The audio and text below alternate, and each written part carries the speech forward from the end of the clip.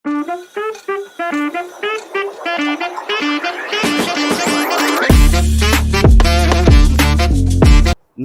Kaizen classes के online platform पर आपका एक बार फिर से स्वागत है।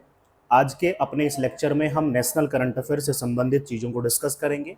चलिए पहली न्यूज़ पे बात कर लेते हैं।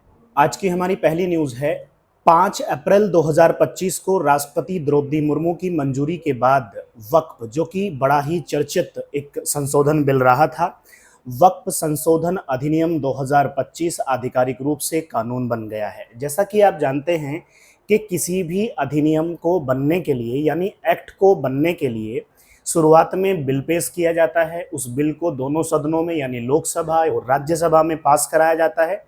उसके बाद उसको राष्ट्रपति की मंजूरी के लिए भेजा जाता है। जैसे ही किसी बिल पर यानी किसी विधेयक पर राष्ट्रपति अपनी सहमति दे देते हैं तो वो एक अधिनियम यानी एक कानून यानी एक एक्ट बन जाता है।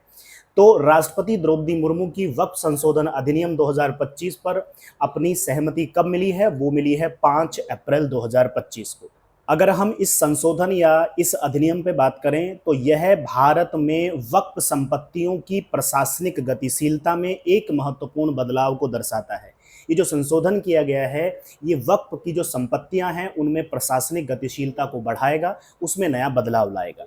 चलिए अब देखते हैं कि ये जो अधिनियम बना है इसका विकास क्रम कैसे रहा है, यानी ये बिल कब लोकसभा से पास हुआ, कब राज्यसभा से।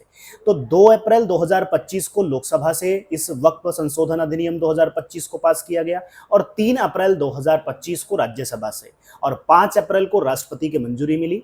क्योंकि ये अभी चर्चा में रहा था, करंट का टॉपिक है, इसलिए इसकी डेट आपको याद होनी चाहिए कि लोकसभा से कब पास हुआ, राज्यसभा से कब पास हुआ और राष्ट्रपति की मंजूरी इस बिल को कब मिली।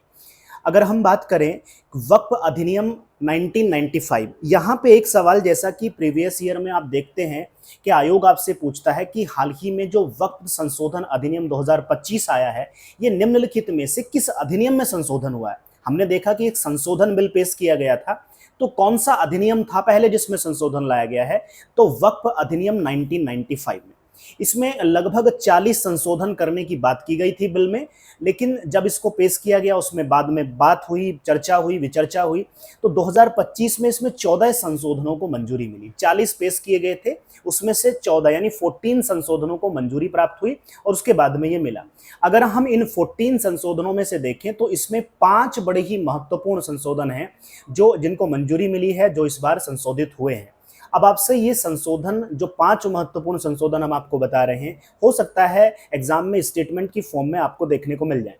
पहले अगर हम संशोधन की बात करें तो इस बार संशोधन हुआ है कि महिला उत्तराधिकारी का संपत्ति में अधिकार होगा, यानी यहाँ पे महिलाओं को संपत्ति के अधिकार की बात की गई है। दूसरे संशोधन की बात करें तो किसी भी सरकारी संपत्ति को वक्फ में शामिल नहीं किया जाएगा, दूसरी बात यह है।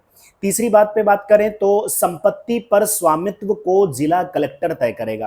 किसका स्वामित्व है, कैसा स्वामित्व है, इस सभी का डिसीजन जो है वो जिला कलेक्टर यानी डीएम साहब जो हैं वो इसको तय करेंगे। हम चौथे संशोधन की बात करें तो वक्फ परिषद बनाई जाएगी, एक परिषद बनेगी, एक काउंसिल बनेगी। उस परिषद में खास ये है कि उसमें गैर मुस्लिम सदस्यों का होना भी जरूरी है। वक्फ परिषद में केवल और केवल एक खास धर्म के सदस्य नहीं होंगे, बल्कि उसमें गैर मुस्लिम सदस्य भी होना जरूरी है। अगर हम इस परिषद की बात करें तो इस परिषद में टोटल सदस्य जो हैं वो 22 रहने वाले हैं। 22 सदस्यों से मिलकर ये परिषद बनेगी। नेक्स्ट इसमें जो संशोधन हुआ है, अगर किसी समय वक्फ ट्रिब्यूनल के फैसले पर किसी को कोई आपत्ति है, कोई समस्या है, कोई असहमति है, तो उसके लिए वह व्यक्ति सुप्रीम कोर्ट में अपील कर सकता है, यानी वक्फ ट्रिब्यूनल के बाद में सुप्रीम कोर्ट में याचिका का ऑप्शन इसमें दिया गया है। ये 5 महत्वपूर्ण संशोधन, टोटल 14 संशोधन किए गए हैं। 40 संशोधन करने की बात की गई थी बिल में और इसमें से 5 संशोधन हम आपके साथ डिस्कस कर चुके हैं। अगर हम उद्देश्य की बात करें कि ये जो बिल लाया गया है, जो कानून बन चुका है, तो क्या है इसका उद्देश्य? तो वक्फ की कार्यकुशलता में सुधार लाना। नेक्स्ट अगर बात करें तो वक्फ की पारदर्शिता, ट्रांसपेरेंसी को बढ़ाना और वक्फ दान, जो उसमें दान किया गया है उसका उचित प्रयोग को सुनिश्चित करना। ऐसा ना हो कि किसी खास व्यक्ति के निजी प्रयोग में वो चीजें जा रही हों, बल्कि उसके उपयोग को सुचारू रूप से बढ़ाना, ये इसका उद्देश्य रहा। ये हो जाता है हमारा वक्फ संशोधन अधिनियम 2025। आई होप आपको ये समझ में आया होगा, क्योंकि यहाँ से सवाल बनना तय है। चलिए अपनी नेक्स्ट न्यूज़ पे बात करते हैं। 6 अप्रैल 2025 6 अप्रैल 2025 को रामनवमी के अवसर पर प्रधानमंत्री नरेंद्र मोदी ने तमिलनाडु में, ध्यान रखना है कहाँ पे कह रहे हैं, तमिलनाडु में भारत के पहले वर्टिकल लिफ्ट समुद्री पुल न्यू पंबन ब्रिज, नाम याद रखना है, न्यू पंबन ब्रिज का उद्घाटन किया है। कहाँ पे हुआ है? तमिलनाडु में हुआ है। कब हुआ है? रामनवमी के अवसर पर हुआ है। क्या है? भारत का पहला वर्टिकल लिफ्ट समुद्री पुल है जिसका नाम है न्यू पंबन ब्रिज। जैसा कि हमने बताया, उद्घाटन हुआ है 6 अप्रैल 2025 को। वनडे एग्जाम्स में इस तरीके की डेट्स पूछी जाती हैं, आपको तैयार करते चलना है। उद्घाटनकर्ता कौन है? प्रधानमंत्री श्री नरेंद्र मोदी जी हैं। अगर हम स्थान की बात करें कि स्थान कहाँ पे उद्घाटन हुआ है, तो ध्यान रखना है रामनाथपुरम जिला है तमिलनाडु का, जहाँ पे ये उद्घाटन किया गया है। कुल लंबाई आपसे जरूर पूछी जा सकती है। कुल लंबाई है 2.07 किलोमीटर इस पंबन ब्रिज की। लागत की बात करें तो लगभग 700 करोड़ से ज्यादा रुपए इसमें खर्च होने वाले हैं। उद्देश्य की बात करें पर्पज क्या है इसका, तो रामेश्वरम द्वीप को मुख्य भूमि पर मंडपम से जोड़ना। ये पॉइंट आपके लिए क्रूशियल है, इस पॉइंट को आप थोड़ा सा ध्यान से देख के चलेंगे। क्या उद्देश्य है न्यू पंबन ब्रिज का? रामेश्वरम द्वीप जो कि आप जानते हो श्रीलंका और भारत के बीच में है, तो रामेश्वरम द्वीप को मुख्य भूमि पर, यानी भारत की मुख्य भूमि पर जो मंडपम है उससे जोड़ना है। अगर हम बात करें कि न्यू पंबन ब्रिज जो है, इसके निष्पादन की एजेंसी कौन सी है, तो निष्पादन एजेंसी है, यानी जो इसको इंप्लीमेंट करेगी, काम करेगी, रेल विकास निगम लिमिटेड। ये अपने आप में एक नवरत्न है जिसको आपको याद रखना है। अनुमानित जीवन काल इस पंबन ब्रिज का लगभग 100 सालों का बताया जा रहा है। ये हो जाती है हमारी 6 अप्रैल की न्यू पंबन ब्रिज से संबंधित एक महत्वपूर्ण न्यूज। चलिए नेक्स्ट न्यूज पे बात कर लेते हैं। विश्व स्वास्थ्य दिवस। हाल ही में विश्व स्वास्थ्य दिवस 2025 मनाया गया। कब मनाया जाता है? 7 अप्रैल को मनाया जाता है। 7 अप्रैल को ही क्यों मनाया जाता है? क्योंकि 7 अप्रैल 1948 को वर्ल्ड हेल्थ ऑर्गेनाइजेशन यानी विश्व स्वास्थ्य संगठन की स्थापना की गई थी, इसलिए उनकी स्थापना के अवसर पर उस दिन को हम विश्व स्वास्थ्य दिवस के रूप में मनाते हैं।